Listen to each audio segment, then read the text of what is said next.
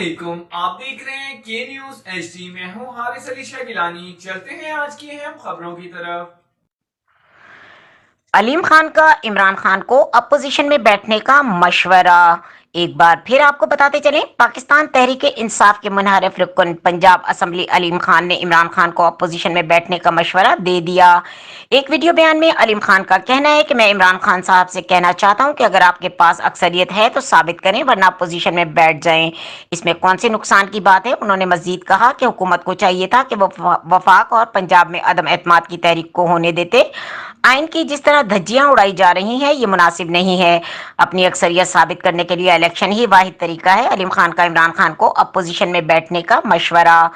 Qasim sorry اور دوست محمد مزاری کے ٹویٹر پر لفظی جنگ۔ ان کا یہ بھی کہنا تھا کہ میری تمام لوگوں سے گزارش ہے کہ اس طرح آئین کو پامال نہ کریں، جمہوریت کا مذاق نہ بنائیں۔